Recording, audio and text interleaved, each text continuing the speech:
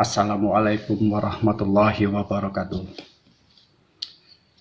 Bersyukur kita kepada Allah Subhanahu wa Ta'ala dengan mengucapkan Alhamdulillahirabbil alamin.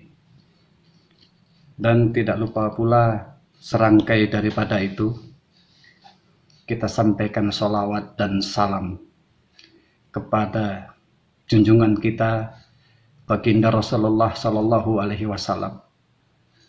Allahumma sholli ala Sayyidina Muhammad wa ala ali Sayyidina Muhammad. Para sahabat GMC yang saya hormati dimanapun Anda berada, pada kesempatan malam hari ini, malam yang sangat berbahagia, bisa kita bertatap muka kembali dalam acara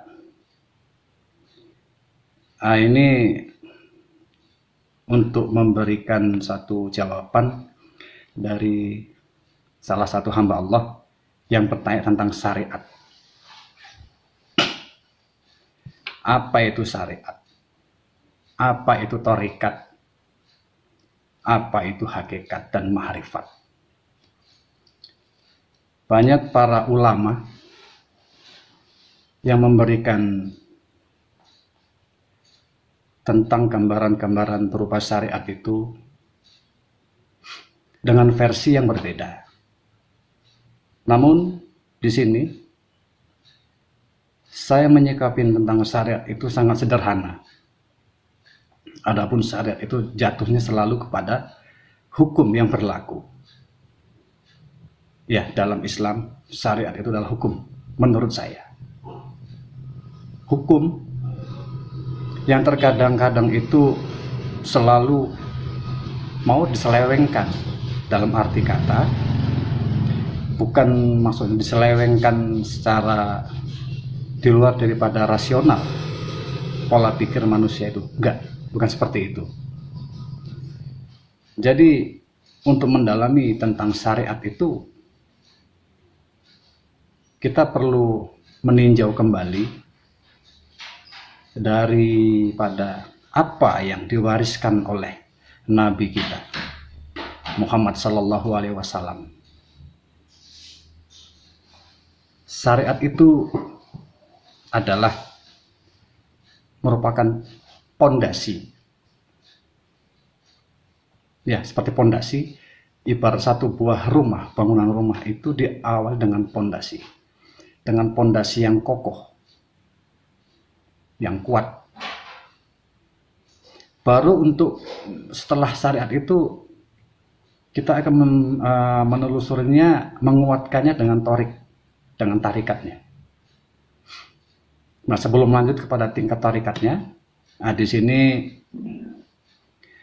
saya akan coba menelusuri bagaimana itu syariat. Syariat itu sifatnya yang nampak. Yang nampak ya. Seperti apa sih? Pertama sekali tentang ibadah. Kita itu sebagai umat yang beragama tentunya lebih menonjolkan syariat seperti sholat, puasa, dan perbuatan-perbuatan baik yang lainnya. Kepada pemirsa, di sini akan ada beberapa perbandingan yang mengutarakan tentang syariat tadi, bahwasanya setiap apa yang disampaikan oleh Nabi kita itu Muhammad Sallallahu Alaihi Wasallam itu selalu berdampak positif dalam kehidupan kita sehari-hari. Nah, awal dari pondasi itu tentang yang dikatakan tadi syariat, itu yang sifatnya nampak, yang kita lakukan, yang kita laksanakan, yang kita bawa dalam kehidupan kita sehari-hari. Seperti apa? Sembahyang atau sholat. Nah, di dalam sholat, kita itu memaknai syariat dalam sholat itu merupakan sebuah gerak. Dan gerakan dalam sholat itu juga dikatakan sunnah. Sunnah. Di sini tentunya untuk mendalamin ini kita harus lebih mengutamakan tentang menjaga daripada lisan kita, yaitu ucapan. Sebab apa, saudara? Ucapan kita itu sangat tajam terkadang. Sebab lidah itulah yang harus kita jaga. Jangan sekali-kali, kalau saya boleh menyarankan, kita itu melihat orang yang tidak sholat, lalu kita katakan, wah, kamu itu nggak sholat, kamu kafir ya. Nah, seperti itu. Kamu itu tidak puasa, kamu itu kafir ya. Nah, di sini kita perlu menjaga. Jagalah hati, jagalah ucapan. Sebab istana daripada syariat itu ada pada lidah kita. Jangan sembarangan kita berucap atau menghakimi dengan ucapan-ucapan yang tidak enak, tidak baik kepada saudara-saudara kita, terlebih saudara seiman. Apapun itu, tidak ada hak kita atau kapasitas kita ini untuk menilai orang, wah kamu itu seperti ini, kamu itu seperti itu, kamu orang yang nggak baik. Jangan lihat casingnya. Nah, begitu. Jadi inti ilmu dari ilmu syariat itu sebenarnya ada pada lidah kita, yaitu menjaga dari ucapan.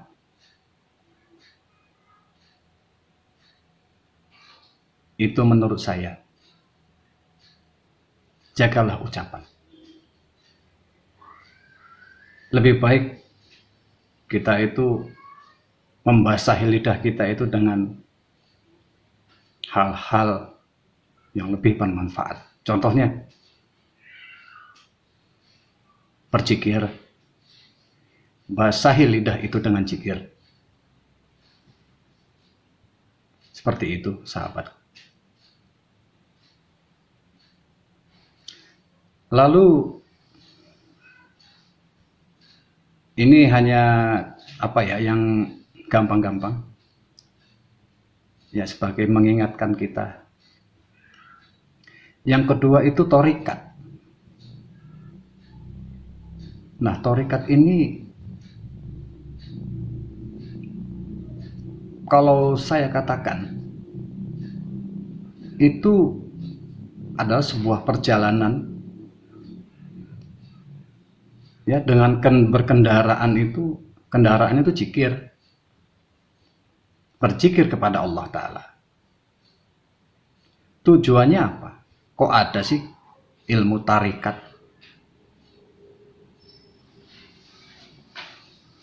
Ilmu tarikat itu tujuannya itu yang telah saya alami, rupanya untuk membersihkan hati kita. Hati kita itu secara johir warnanya merah, tapi secara batinnya itu warnanya hitam. Jadi dengan kendaraan zikir tadi,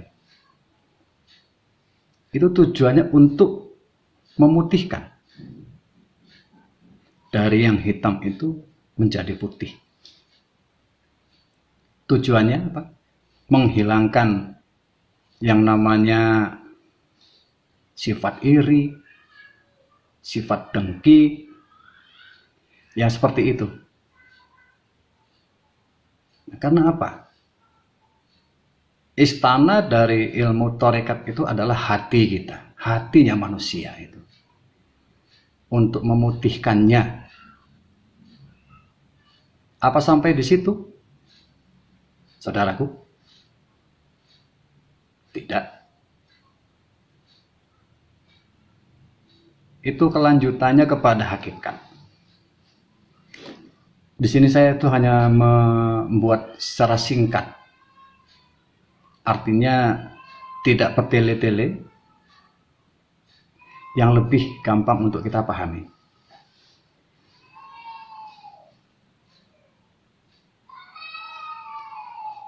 Di dalam pemahaman yang ketiga, tadi yang kedua itu masalah tarekat itu adalah istana daripada hati manusia, yang tujuannya itu untuk memperbaiki hal-hal yang sifatnya itu jelek, ada ya iri, dengki, syirik, macam ya, yang jelek-jelek, agar kita itu berpikir secara positif, membersihkan hati kita. Gitu. Lalu yang ketiga kepada hakikat, di mana hakikat itu mempunyai istana juga, yang berarti istananya apa? Istana kalbu kita. Istana kalbu. Jadi dari syariat tadi itu dia menjalani tentang hukum-hukum, tentang ibadah-ibadah secara zohir, itu bisa dikuatkan dengan hakikatnya tadi, dengan jalan torikatnya. Seperti itu.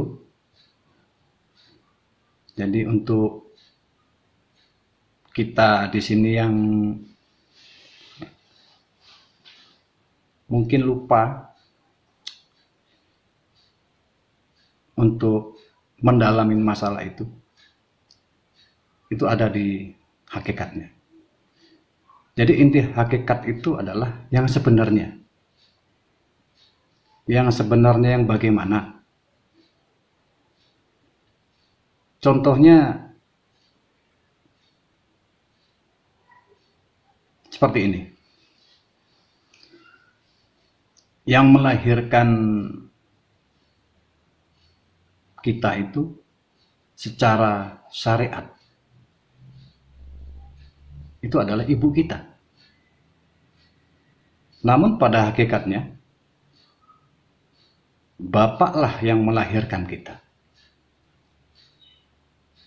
Kenapa begitu? Gak ada itu namanya di dunia ini itu anak Hawa. Itu yang ada ya anak Adam. Adam itu sosok laki-laki, sosok pria. Wah gitu. Seorang laki-laki.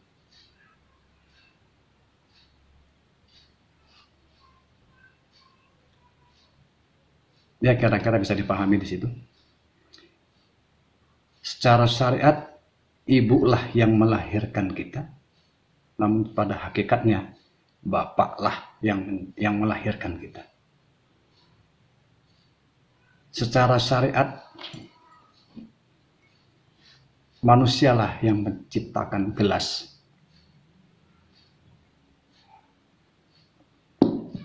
namun pada hakikatnya Allah lah yang menciptakan gelas. Apapun yang ada di dunia ini.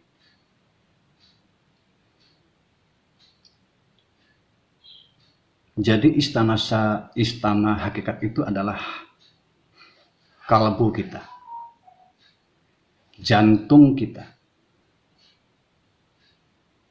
nyawa kita.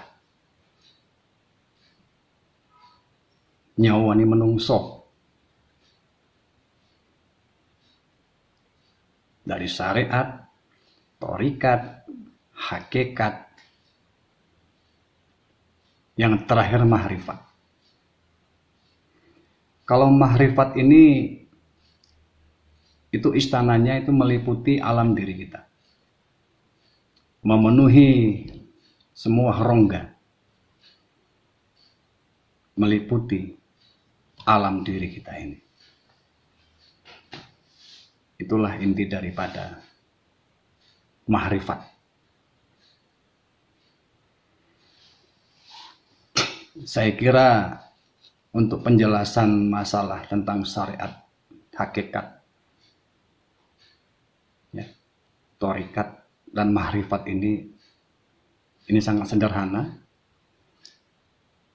Lebih dan kurangnya saya mohon maaf apabila banyak kekurangan-kekurangan dalam penjelasan di sini.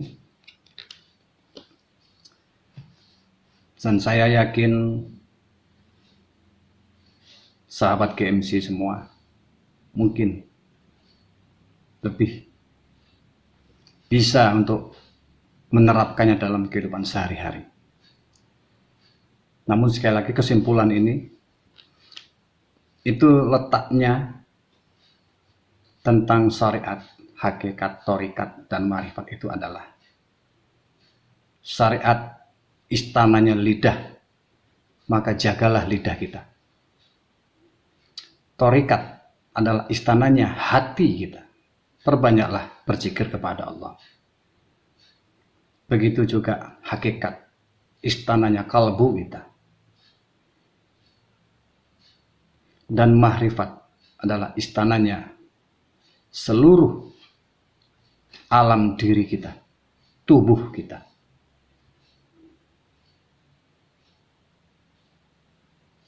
Nah, saya kira demikian dulu. Semoga bermanfaat. Dan saya sudahi. Wabillahi taufik wal hidayah. Wassalamualaikum warahmatullahi wabarakatuh.